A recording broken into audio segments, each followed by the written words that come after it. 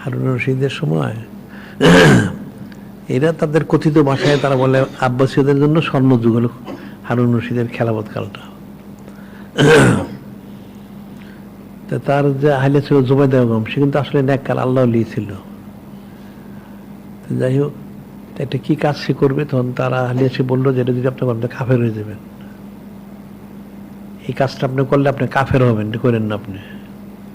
তখন সে উল্টা বললো সে যদি কাফের হয় তাহলে সে তালাক। এখন যখন সে বলছে তাহলে একসাথে থাকা যাবেন, তাহলে আলাদা, সে আলাদা হয়ে গেছে। আপনাকে ফতোয়া আনেন যে আপনি কাফের হন না ইমানদার, তাহলে আমি সংসার করবো না।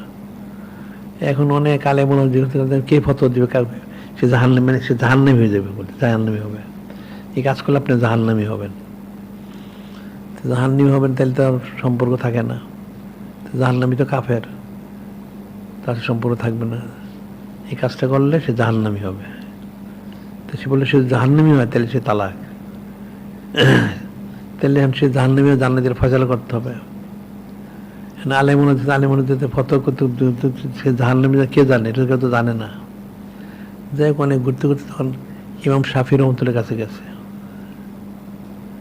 তো ইমাম শাফি রহমতুল্লাহ ওনার কাছে উনি বললেন ঠিক আছে, আমি যাচ্ছি, আপনি কোনো পাপ কাজ থেকে সুযোগ থাকার পরও বিরত থাকছেন কিনা আল্লাহ ওনার ভয়ে?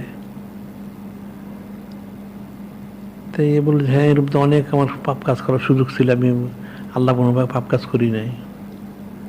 তো তাইলে তো আপনি জান্নাতি।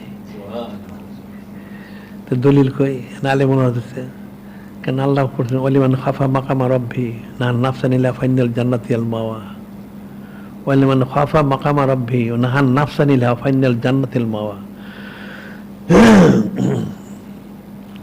যে ওয়ালিমান খাফা মাকামা রব্বি, যে আল্লাহ পাকের দরবারে দাঁড়ায় জব দিয়ে ভয় করে, নাহান নাফসানিল হাওয়া, নফস খাইসে বিরত থাকে, তার জন্য ফাইনাল জান্নাতি হল মতে, তার স্থান হচ্ছে মাওয়া বেহেশত।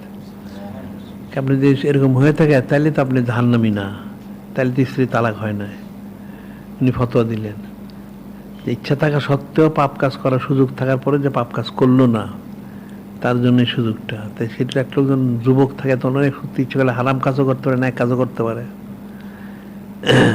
তখন সে যদি পাপ কাজে বিরত থাকে, তখন সেটা তার জন্য বরকতের কারণ। গায়ের জোর আছে, করলেই তো চলবে না। এখন উনি ফতোয়া দিলেন, আলেম ওলামারা ধরল যে আপনি কি ফতোয়া দিলেন, কেমন ফতোয়া দিলেন?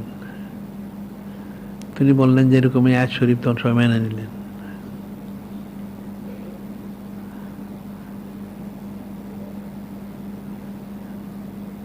এখন মানুষের একটা গুনাহ করার সুযোগ থাকে, সে গুনাহ করলো না, ওটা তার পরেশগারির কারণ, দিনদারির কারণ। আর সুযোগ থাকলে সে করলো, সুযোগ পাইল না, করলো না, এটা তো পরেশগারি না। সুযোগ থাকার পরেও কেউ করলো না, সে হলো পরেশগার, দিনদার।